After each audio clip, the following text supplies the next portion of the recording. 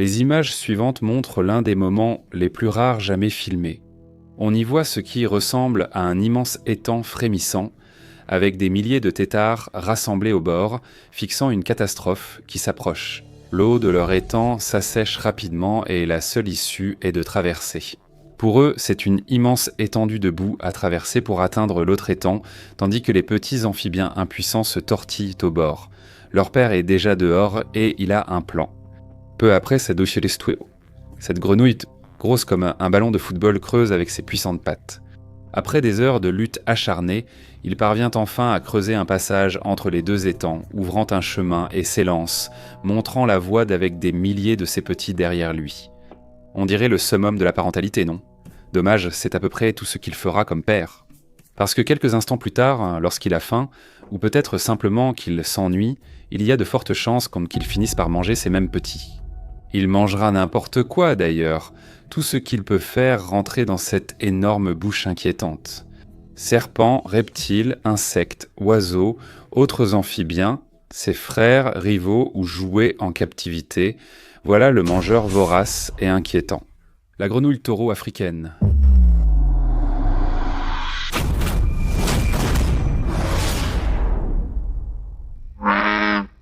Voici une femelle grenouille taureau africaine qui semble n'être qu'un amphibien discret et immobile, se fondant dans l'eau boueuse.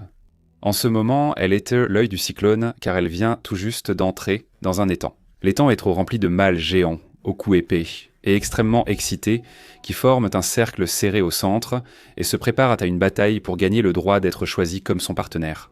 Avec leurs mâchoires grandes ouvertes et leurs gorges qui battent comme des tambours de guerre, ces brutes gonflées se lancent les unes contre les autres comme des béliers, mordant, s'agrippant et écrasant tout ce qui ose les défier. Certains sont entraînés sous l'eau, d'autres sont projetés comme des poids morts, et si l'un d'eux a la malchance de rester sous l'eau trop longtemps, il pourrait ne jamais quitter l'étang vivant. Ceci cependant n'est qu'un aperçu de l'implacable brutalité du monde des grenouilles taureaux africaines. Eh bien, passons d'abord au reste, donnons à ces sauteurs assoiffés de sang l'introduction qu'ils méritent. Pixycephalus adsperus, largement connu sous le nom de grenouille taureau africaine, ou grenouille taureau géante, ou grenouille fouisseuse sud-africaine, est l'une des plus grandes grenouilles que l'on trouve dans les régions sud, est et centre de l'Afrique, où elle prospère dans des environnements allant des savanes arides aux savanes humides, des broussailles sèches subtropicales et tropicales, ainsi que dans des plans d'eau douce saisonniers comme les lacs, les marais, les canaux et même les fossés inondés. Les mâles de cette espèce, rappelant un char, mesurent de jusqu'à 25 cm et pèsent environ 14 kg. Les femelles, contrairement à la plupart des grenouilles, sont bien plus petites, atteignant à peine la moitié de la taille des mâles. L'un des dangers de cette taille, c'est son apparence qui suffit à alerter vos instincts. Son corps est trapu et puissant, enveloppé d'une peau épaisse et coriace qui varie du vert terne au brun, souvent marbré de tons terreux qui l'aident à se fondre parfaitement dans les environs boueux. Sa tête est énorme, occupant une grande partie de son corps, avec un museau recourbé vers le bas qui lui donne une expression méchante, presque menaçante. Et ses petits yeux perçants, placés vers l'avant, ajoutent un regard froid et vide. Ajoutez à cela sa bouche anormalement large, et vous obtenez une créature qui est vraiment troublante à regarder. À l'avant, au bas de cette bouche, se trouvent deux structures ressemblant à des dents appelées odontodes. Elles sont faites du même matériau que les dents humaines. Et elles aident la grenouille à attraper et manipuler de grosses proies, soit seule ou en travaillant avec la langue. Comme toutes les grenouilles taureaux africaines attrapent des proies so petites ou de taille moyenne en projetant leur langue collante à une vitesse fulgurante qui s'accroche à la proie, puis la grenouille la ramène dans sa bouche en un seul mouvement rapide. Cette grenouille taureau géante a les yeux rivés sur la première de nombreuses proies après plusieurs jours sans manger, avec ses yeux perlés et diaboliques qui dépassent que de la boucle craquelée. Elle attend que le ver sans défense s'approche à portée, puis déclenche une attaque soudaine et violente, plaquant la proie contre sa langue et l'avalant en un instant. Si elle ne peut tout avaler d'un coup, elle pousse le reste à l'intérieur avec un membre antérieur comme une pelle. L'embuscade est essentielle dans sa stratégie de chasse. Avec sa peau camouflée, il se cache sous les plantes, dans l'eau ou la boue, seuls ses yeux visibles. Il suit sa proie à mesure qu'elle s'approche et, une fois qu'elle est à portée, la grenouille bondit en avant avec ses pattes puissantes et musclées pour attraper la proie, soit avec sa langue collante, soit selon la taille, directement avec ses dents. Son régime alimentaire comprend à peu près tout ce qui est plus petit qu'elle, des vers et des mille-pattes aux rongeurs, reptiles, oiseaux, poissons et autres amphibiens, en particulier les grenouilles, qu'il s'agisse d'une autre espèce ou de la sienne. En captivité, les soigneurs doivent être très prudents et ne laisser aucun jouet ni petit animal dans le terrarium, parce que ces mangeurs agressifs mordront ou avaleront instinctivement tout ce qu'ils peuvent mettre dans leur bouche. Un gardien de zoo d'un sanctuaire privé à Pretoria a vu un jour une grenouille taureau africaine tomber sur un nid de serpents ricaeus. Elle a fini par dévorer 17 jeunes serpents sans être affectée par leur venin ou leur morsure, et cela grâce à sa peau épaisse et plissée. D'ailleurs, cette peau ne fait pas que bloquer les morsures de serpents. Comme les autres grenouilles, la grenouille taureau peut respirer directement à travers sa peau et l'utiliser aussi pour absorber l'eau. En plus de cela, elle possède des glandes spécialisées qui libèrent un enduit visqueux aidant à éloigner les agents pathogènes nuisibles, tout en rendant la grenouille glissante et humide, ce qui lui permet d'échapper aux prédateurs ou de survivre au climat africain sec et brûlant.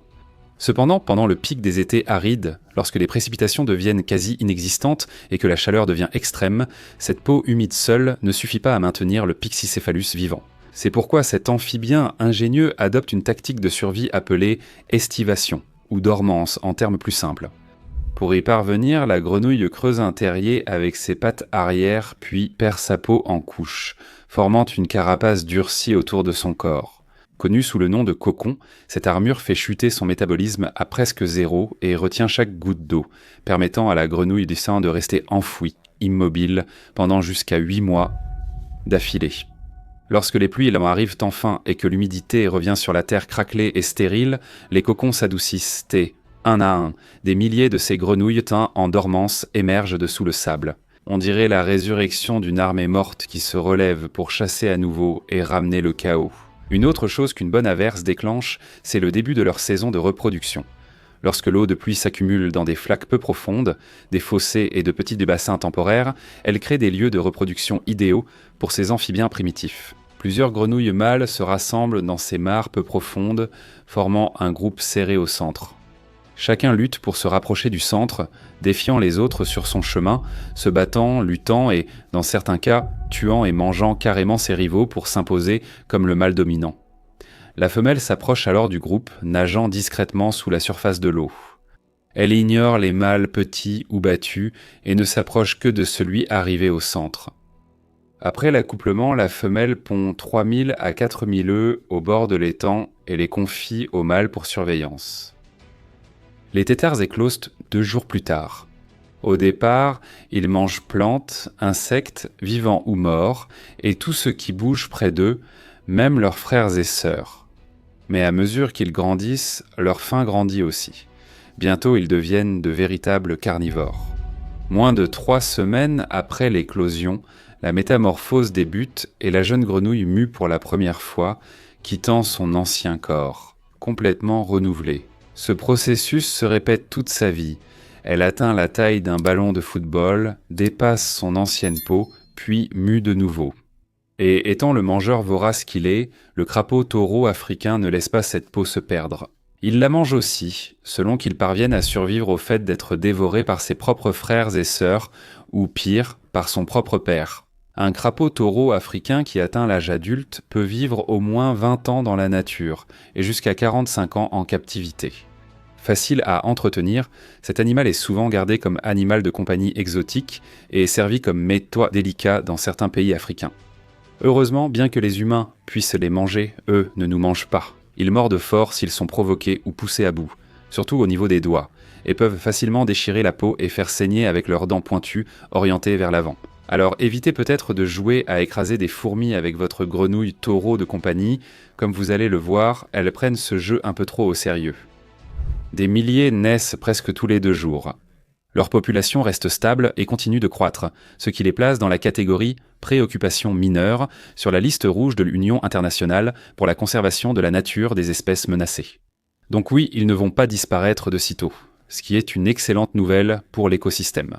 J'imagine que ce n'est pas aussi agréable pour ceux qui les regardent. Je veux dire, ils me mettent vraiment mal à l'aise de toute façon.